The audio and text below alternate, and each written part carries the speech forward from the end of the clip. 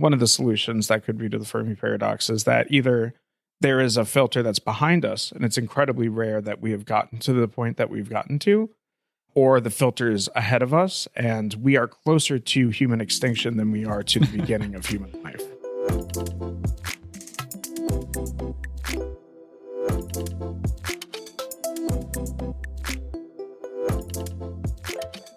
Hello and welcome to Entropy Rising, where we talk about science and futurism. I'm your host, Jacob, and I'm here with my co-host, Lucas. Lucas, how are you doing today? I'm doing great, Jake. How are you doing today? I'm doing good. I swear you're always doing great. That makes me happy. I like the positivity.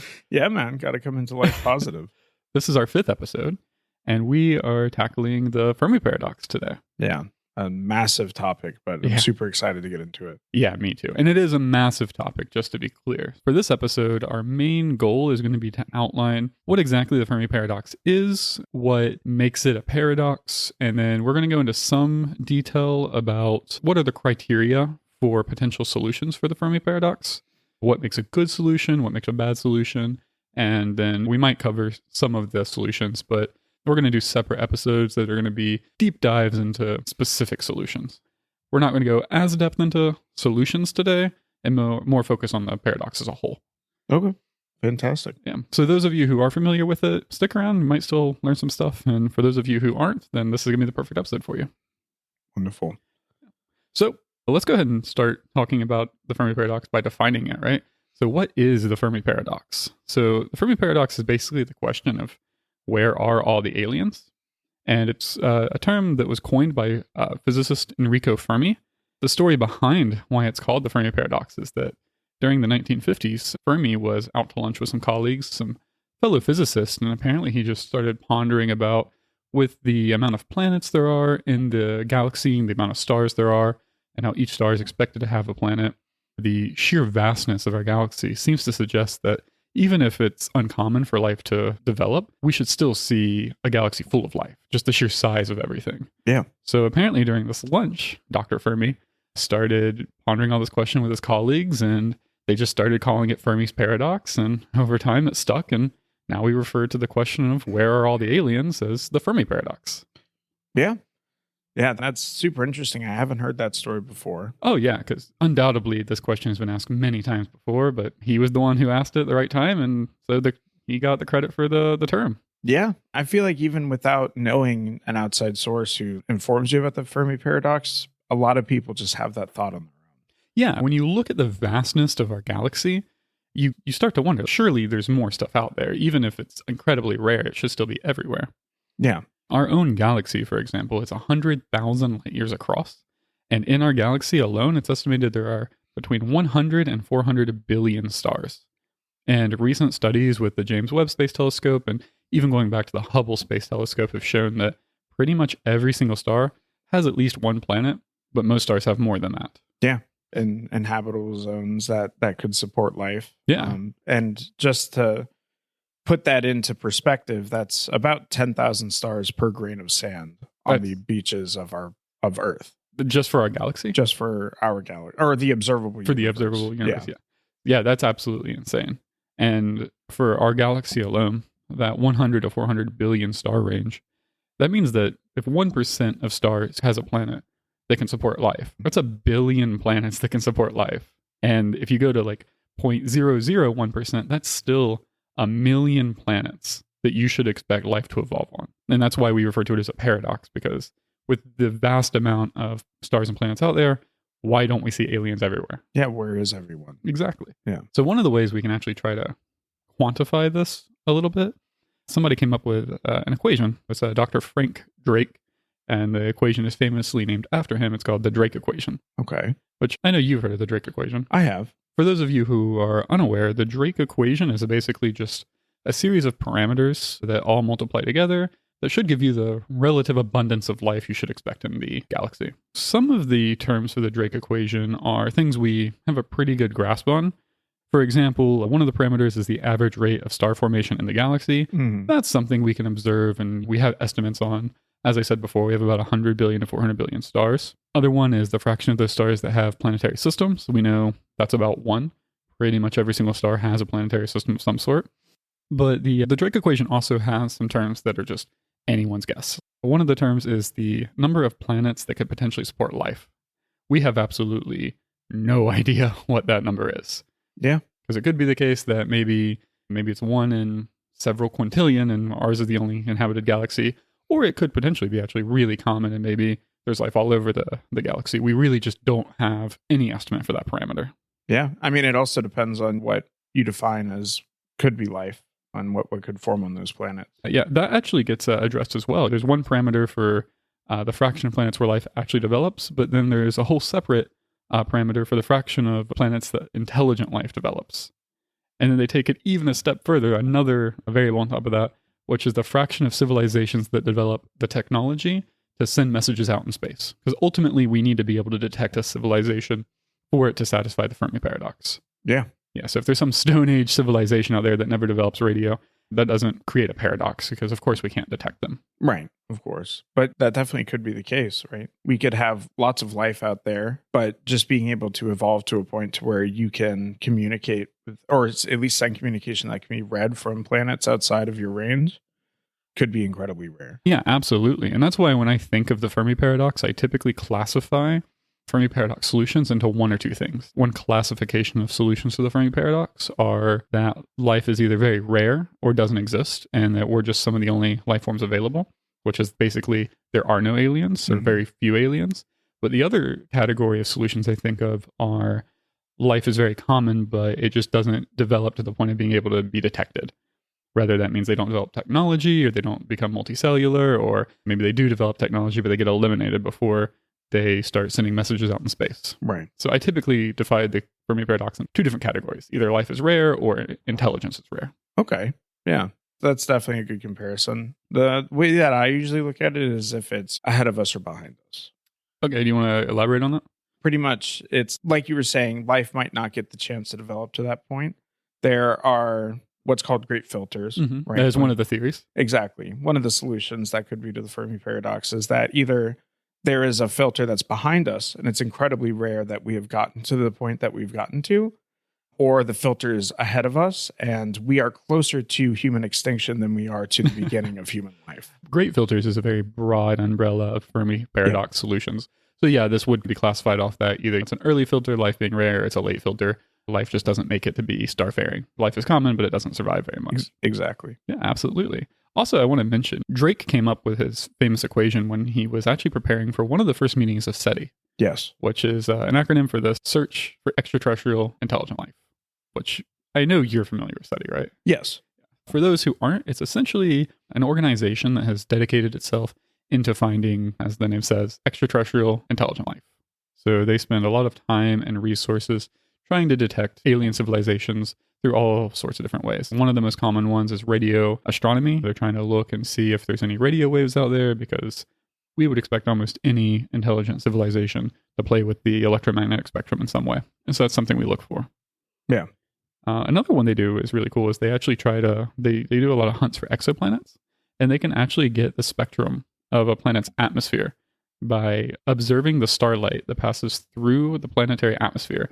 And then when the light passes through the atmosphere, they can do a spectrum on that, try to figure out the molecules in that atmosphere, which is actually one of the ways we could potentially detect life that is not intelligent, because there are certain compounds that you don't expect to see unless life is around. One of those is oxygen. Oxygen is very reactive. So if you find an exoplanet that has a high abundance of oxygen in its atmosphere, that's a pretty good sign that there is some sort of organism on that planet. See, that's super interesting to bring that up, because I know I run into a lot of people, especially when I talk about extraterrestrial life. They wonder, how are we able to monitor planets from how far away we are? SETI has access to some of the most powerful satellite arrays that we have on the planet. And they use that, and they use the methods that you talked about. And that's how we're actually able to observe that from far away, which is really cool. Absolutely. And they don't just do detection, by the way. The SETI has sent out multiple messages into space. Oh, yeah. One of the famous ones was they used a large radio telescope to send a focused message out into space. Actually, I should have mentioned this earlier. One of the most notable things about SETI, something that most people have heard of in one way, SETI is actually the institution that detected the infamous WOW signal. What's the WOW signal, Jake? The WOW signal was a really famous radio signal that was received by SETI. The things that made it interesting was, one, it was really intense. It was 30 times stronger than the background noise of the universe, suggesting it was not random. And the frequency was also interesting. It was on a very narrow band frequency. So it was potentially one of the best messages we have where we suspect could have extraterrestrial origins. As of right now, we don't have any natural explanation for what could cause a signal like that. Right. Now, there's a few things. Now, was the WoW signal, was that a long duration message? It was not, no. I think it lasted just over a minute, and it's never been seen again. We've never seen a repeated instance of the WoW signal. You see, that's interesting because I think about it a lot that maybe we just aren't advanced enough to be sending out signals that these other life forms could receive and that we could even understand. That is a proposed solution for the Fermi Paradox, though I don't personally think that that's a valid one. One of the main reasons is that when we start diving into what makes a good Fermi Paradox solution, it needs to be uniformly applicable to all instances of life throughout the galaxy. Okay. And the issue with that one is that would assume that, except for us, all life has moved on to this more advanced form of communication. Because even humans, right? We have sent out directed radio transmissions to other star systems that we think life might be on. For example, that WoW signal, we sent a message back in the general direction it came from, really concentrated radio waves. And so we should reasonably expect if life is common, there should be other civilizations that are about the same technological level as us out there that should also be sending radio waves around. Right. And radio waves play with one of the most fundamental forces of nature, electromagnetism. It's almost inconceivable that a civilization would become super advanced but skip over such a fundamental technology. Yeah. I would say that it's possible that there are some very advanced civilizations out there that have moved away from radio and something else that we don't really know of yet. But I would still say if life is common, we should still see radio waves in the galaxy. Yeah, that absolutely makes sense.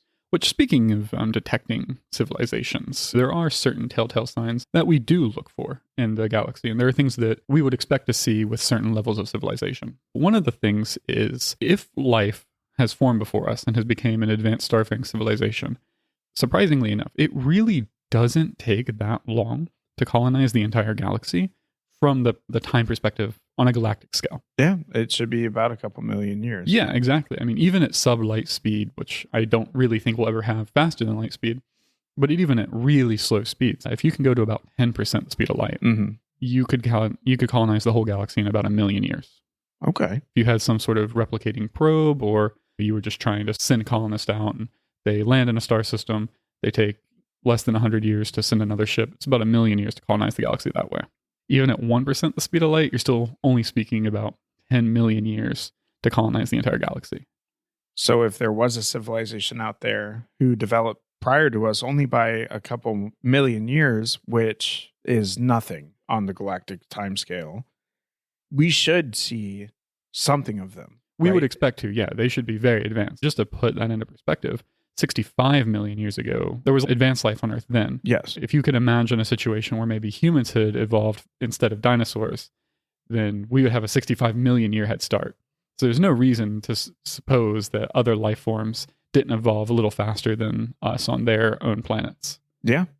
So if they existed and they were able to become an intelligent spacefaring civilization, we should see evidence of them somewhere. Exactly. I mean, if they had developed back when the dinosaurs developed for us, which is still relatively close on cosmic timescales, they could have colonized the galaxy many times over. Exactly.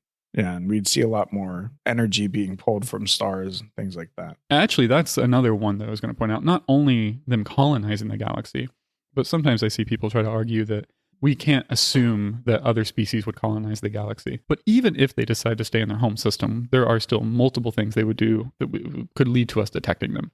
One of them would be trying to harvest energy from their own star.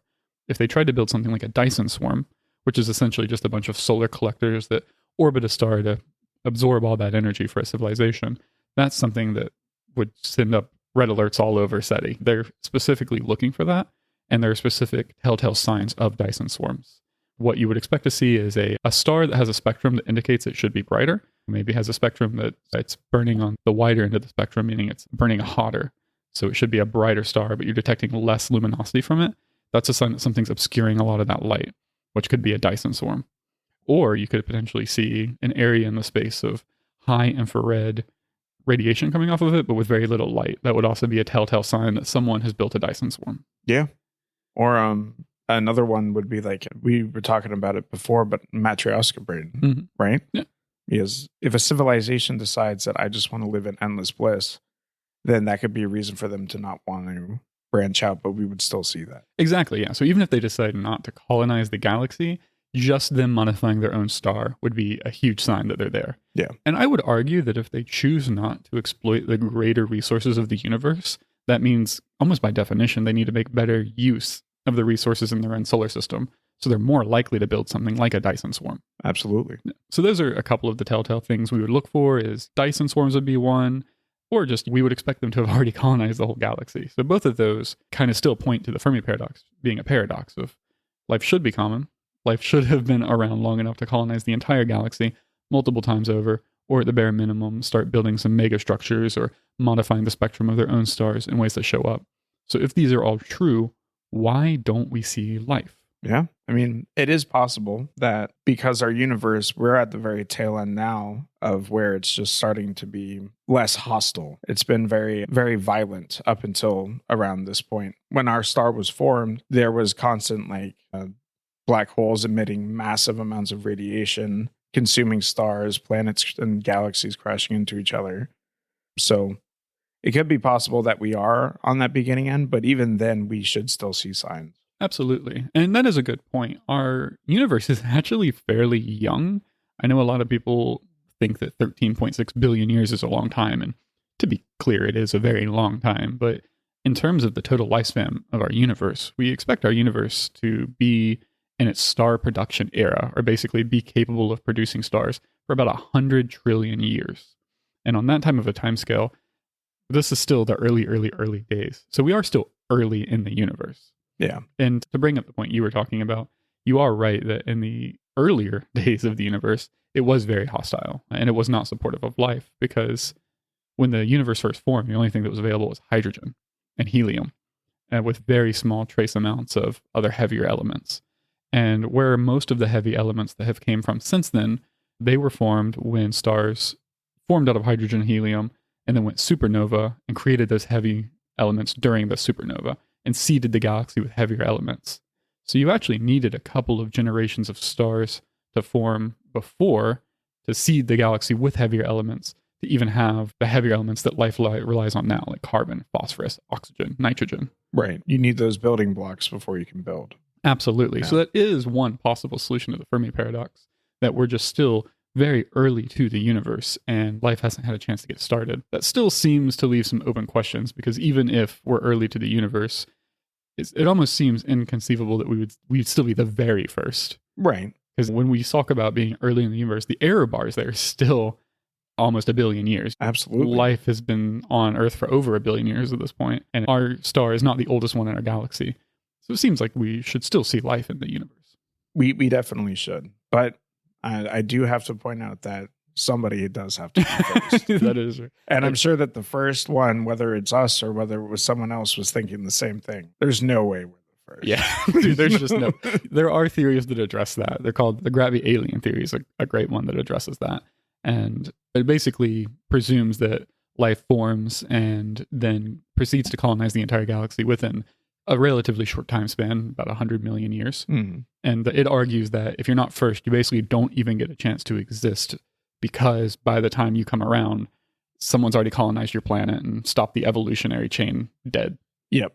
So this theory, become a vassal at most, not even existing yet. This theory basically supposes that either you're born first in the galaxy and you proceed to colonize the galaxy yourself, or other species colonize your planet before you had a chance to evolve. Okay. So that is an interesting one, and I know we're going to do a whole episode on that one, but that is tying into what you were saying before. I do want to quickly touch on not just individual solutions to the Fermi paradox, but what makes a good solution to the Fermi paradox. Because there are shared characteristics of these solutions, and there are things when we're proposing solutions to the Fermi paradox that we need to keep in mind. I think that's great to lay out. I feel like having a broad understanding of what really makes a good solution will help us find good solutions. Absolutely. One of the first and foremost things, I would argue the most important, is whatever solution that you're offering needs to be universalizable to pretty much any type of life form you can imagine evolving. So what I mean by this is, let's say you want to propose something like, we don't see any aliens because no alien civilizations want to send messages out in space. Mm-hmm. Or we don't see any aliens because no other alien civilizations want to expand into the wider universe. I would argue that's a faulty premise to make a Fermi Paradox solution based off of, is because you really can't say that applies to every conceivable species out there. It's really easy to imagine there might be some species that are over eager into expanding, want to expand more than us, or species that don't want to expand at all. But the issue is it only takes one species that wants to colonize the whole galaxy before they can do that. Yeah, even just looking at us humans as an example, we do want to expand. We do want to know more. We want to know who's out there. We have entire organizations like SETI set up to do so. So it's hard to imagine that the majority of people would not want to expand. Exactly. And even if the majority of alien civilizations did not want to, it only takes a few that do want to before we should see aliens. Absolutely. So when I'm talking about universal solution, it means that for all intents and purposes, it has to be broadly applicable. So a good example of a universal solution could be something along the lines of, maybe life is just so incredibly rare that it only crops up once in a galaxy. That's easy to universalize because it applies to everything. Yeah. And then tying back into a poor one would be something along the lines of, maybe life just doesn't like to send signals out into space. Because if you can imagine that even one civilization would want to do it, then it falls apart. Yeah. Another one that goes without saying, but it is really important, is whatever solution you propose needs to fit our observation of the wider galaxy as a whole. So it needs to explain why there's no evidence of alien civilizations. And this kind of falls into the terms of like people who propose life might stay in their own solar system and never expand. That doesn't really fit our observations of the galaxy, because even if they were to stay in their own solar system, we would still expect them to build Dyson swarms or modify the spectra of their own star. Yeah, to advance in some way. Exactly. So while, yeah, that does solve question A, why haven't they colonized the whole galaxy? It doesn't solve question B of, well, okay, does it match what we're observing? Because I would argue that does not. And then this one is also fairly obvious, but I think it is worth pointing out, is your proposed solution needs to be feasible. And I would argue you should also try to apply Occam's razor, which says the simplest solution is usually the better solution. And what I mean by that is you can say, maybe we don't detect life in the greater galaxy because there's this super mega star empire that suppresses all radio waves in the broader galaxy. And that does work. I mean, it matches the first two criteria. It does answer the question and it is universalizable, but it seems very unlikely. So when you're coming up with solutions to the Fermi Paradox, it is always worth, even though you're talking about a broad, grand thing, it is always worth taking a step back and saying, is there an easier way to explain these observations? Absolutely. I think that'll give us a clearer idea. Also, tying into some of these, a principle of statistics that's worth keeping in mind is that if you are ever given a singular data point and you have to make assumptions on a broader set based on a single data point, it's always safest to assume that singular data point represents an average and not an extreme. Okay. The only data point we have for life is life on Earth. It's much safer to assume we're the average answer for the question of how will life be than to assume we're some crazy extreme one way or another. That's fair. Because I see people often trying to argue that humans are horrible and we're going to destroy ourselves, or maybe other life in the galaxy isn't expansionistic, or they don't want to colonize other things and we're an outlier. But that's, I think, a logical fallacy. You should assume that we're average, unless proven otherwise. Yeah. I mean, you see it in examples of life on Earth, for example. Things try to colonize, make space, claim territory. And that is a pretty much universal thing amongst species. So you have to assume that life in other areas would be competitive in such a way that they would want to take land, resources, claim territory. Yeah, absolutely. Darwin's theory of evolution is not very kind to organisms that just sit around and don't advance. If you're not trying to grow and expand into new niches, you're quickly going to be overtaken by their life. And we can take biological principles and apply those to the wider universe as a whole. Absolutely. Yeah. Now that we've laid down the ground rules on what is the Fermi Paradox and what makes for decent solutions and some of the more broad questions to why we expect to see life, I figure we can take the last little bit of the episode to quickly touch on some of the more popular solutions to the Fermi Paradox and not go super deep into them. We'll do separate episodes on that, but maybe touch on them and discuss what we think about them. Okay. Do you have any preferred solutions to the Fermi Paradox, Lucas? There are some that I believe are more possible. Going into there's already an advanced civilization that monitors the universe. I think that is a really cool one. It's similar to the zoo theory. Yeah, the zoo hypothesis. Mm-hmm. Right, where there already is a type 3 civilization on the Kardashev scale, which means that they have all the energy that they could ever want to harvest from our galaxy. And they're just monitoring it and watching, and they're so advanced that we can't even fathom what they are and how they're doing it. Right. It's not impossible. We can't rule that out. Although I do actually personally feel like that's an unlikely answer. Oh, it definitely could be unlikely, but it is interesting to think about. It is a fun one. I do agree. Yeah. Another fun one that, again, I think is unlikely, but it is really fun to think about is the dark forest theory. Oh, I love the dark forest theory.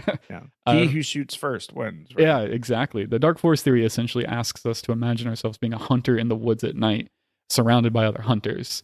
So you don't want to make a lot of noise for fear of attracting hunters to come to you. But if you see someone else making noise, you're always better off just to shoot them first, like what you were saying. Exactly. But like you were saying, that is a fun one. But again, I don't think that would be likely just because we already make a lot of noise. We haven't stopped wanting to make noise. We send out probes with entire diagrams of how to find us on them. Yeah. So thinking about, like you were saying before, if it doesn't really apply to everyone, it doesn't really apply to us. Exactly, yeah. And even if we are going to get annihilated because we made too much noise, we should still expect to see other civilizations that have cropped up before us getting annihilated. If we look into the stars, we should see big burst of energies as other stars get destroyed. Yeah. It's not like there's a kill screen where it's like, oh, humanity's been eliminated. And then everybody's like, oh, everybody chill out. Yeah. Stop sending the probes. Yeah. That is the problem. To know you're in a dark forest, you need to see other evidence of the dark forest. There's other life for you to be like, okay, wait, let's hold on for a second. But it is a cool theory. It is an interesting one. I do absolutely love it.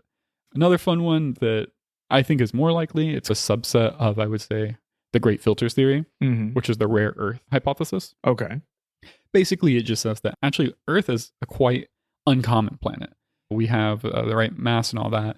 We're in the Goldilocks zone of our star, which already, we have a very large moon that formed under some unusual circumstances when another planet collided with Earth. Our moon's really important for stabilizing our planet. And it also gave us the tidal pools that we think life evolved from in the first place. We have Jupiter, which helps clean asteroids out of the solar system, providing us with more time between large impacts, giving life time to expand. And then on a broader context, our star is a particularly uncommon star. Most stars are brown dwarfs. Our star is considered a yellow giant. It's got a long enough lifespan, about 10 billion years, to give life time to expand. And the habitable zone is far enough away to not be bathed in radiation. And in a broader sense, our star is also in the habitable zone of our galaxy as a whole. Because if you go too close to the core of the galaxy, there's a lot more radiation. Stars are clustered closer, so you're more likely to get hit by another supernova. And then it's believed further away from our galaxy, there's a lower abundance of the heavy metals, not heavy metals, but the heavier elements needed for life to form in the first place. Yeah. That's a great theory because you're able to look at all these variables and be like, wow, maybe it is just really rare for us to have formed. But then when you really think about the size of 100 million billion planets, our exact planet has to exist out there somewhere, like essentially. Yeah, and I would say the rare earth hypothesis, I mentioned it's a subset of the Great Filters theory, which is essentially the notion that maybe there's just all these filters that have to line up perfectly for life to form, and each filter narrows down the odds of that happening until at the very end of all these filters, we find that life is incredibly rare. But the rare earth hypothesis is basically a subset of these filters that say just to even have a planet that can support life already narrows it down quite a bit. And that's before even diving into the odds of that life forming in the first place. Yeah. Yeah, that's definitely true. Even just like you were saying with Jupiter, it reduces our mass extinction events by a lot. Yeah, exactly. And those mass extinction events usually eliminate about 85% of species on the planet. Yeah. If you keep doing that over and over again, it's harder for intelligent, developed life to form because even though it wasn't killed by the ice age, it was killed by the asteroid. So, yeah, cool theory. Yeah, exactly. And one that I could see being fairly possible. Another one that I know people always like to think about is the idea that intelligent life always destroys itself. I think that's a popular one because of the issues we're facing right now with our climate. And even 40, 50 years ago, the issues we had with nuclear weapons, which we still kind of have. A little bit. Yeah.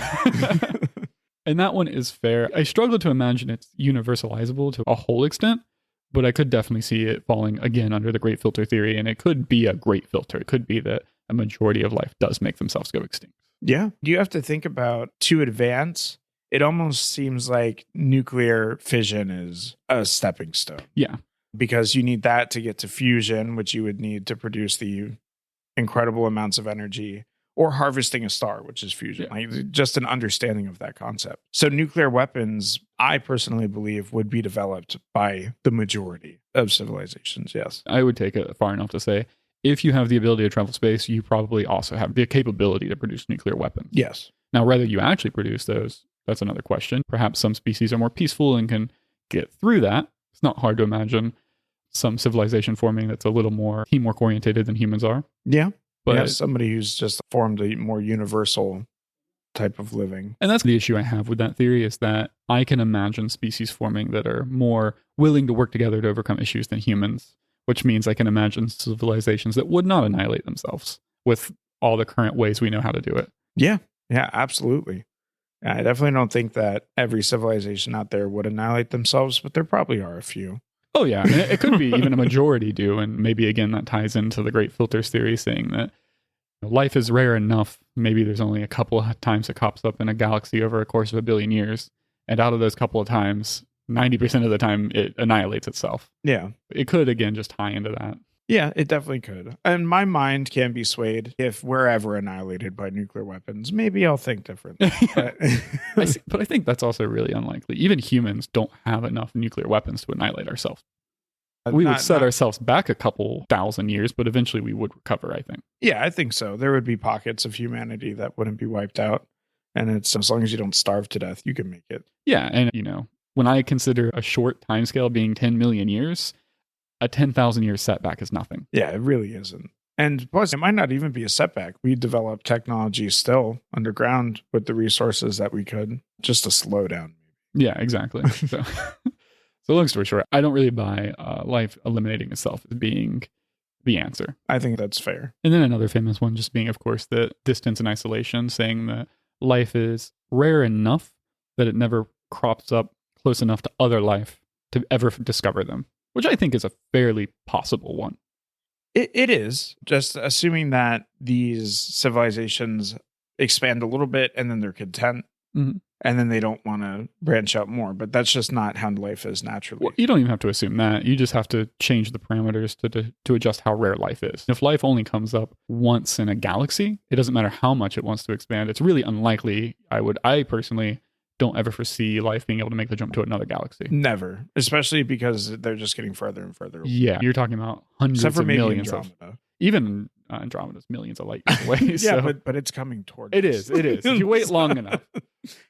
But yeah, that is a really possible theory. And if you don't like that solution, then you can just make life even rarer and say, okay, life only crops up once in every 10 million galaxies. And there you go. Now the odds of life ever discovering other life is almost zero. Yeah, except even with that, there would still be millions of instances of life. Sure, but this theory argues that there might be millions of instances of life in the observable universe. They're just all too far away to ever detect. Yeah, absolutely. We would never be able to talk to them. Even if we could travel at the speed of light, we wouldn't be able to communicate in our lifetimes or in really probably our species' lifetimes. Or even some of these galaxies will move away from our galaxy faster than the speed of light. Yeah. Which I know sounds weird to anyone who's unfamiliar with that concept, but space is expanding. Space can expand faster than light can travel. So while you can't go faster than light, empty space can expand faster than the speed of light, which means there are certain galaxies that we could never reach even if we could go the speed of light.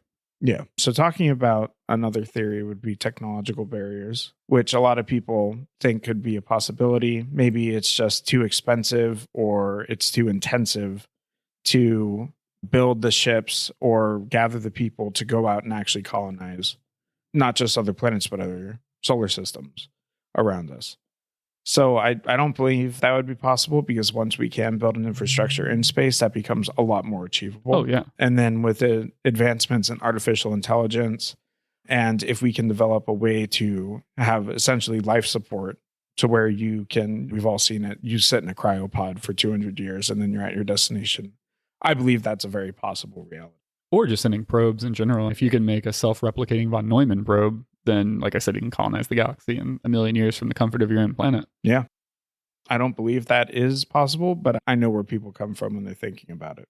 My counter argument when everyone says it would just be too expensive and who would do it anyways is we already have billionaires on Earth throwing huge sums of money into going to Mars for vanity projects because they're just interested in it. Wait 500 to 1,000 years from now, and it's going to be no different.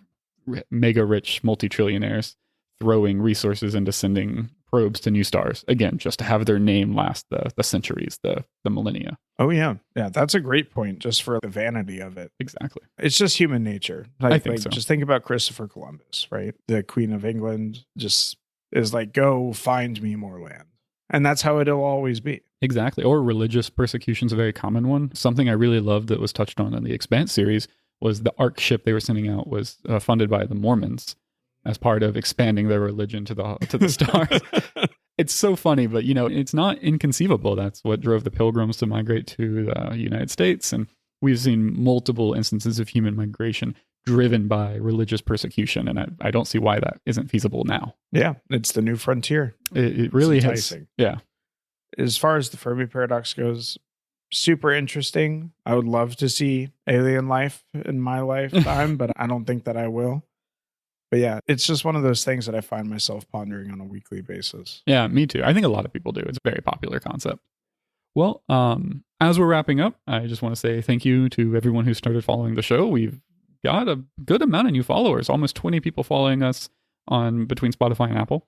Yeah, that support means everything to us, guys. That's awesome. We are creeping up on 400 people following us on Threads. Which is insane. That's crazy. And I know some people on Threads come over and watch the show. So if that's you, thank you so much. Yeah, thank you. If you respond to the post a lot, I do know your username, but I don't want to say it. I don't know how comfortable people feel with their usernames being shared. Yeah, we should protect people's privacy. But hey, if you want to shout out, let me know. Maybe people who comment, they want to shout out, I'll shout them out at the end of the episodes going forward. Yeah, absolutely. And give us recommendations, give us questions to go off of. We love that stuff. We read through your threads all the time. So if I don't respond to every comment, I promise you I read every comment. One of our posts got 50,000 views and like 300 comments, and I could not respond to every single one. And I actually mean that I could not. Threads prevents you from commenting. There's an amount of replies you can do in like a certain time period, and it'll literally lock your account and be like, you've hit your post limit. But if Jake could, he would. Yes. But that's all to say. Thank you so much. We appreciate all the support. We're looking forward to doing this for the foreseeable future. Yeah, sounds great. Thank you, everybody. Thank you so much. Goodbye. Bye-bye. Thank you so much for listening to the show. We both sincerely hope you enjoyed it. You can keep up on the latest news over on our website at entropy-rising.com or join the conversation at our subreddit, Rising Entropy. We release a new episode every other week, so follow to stay in the loop.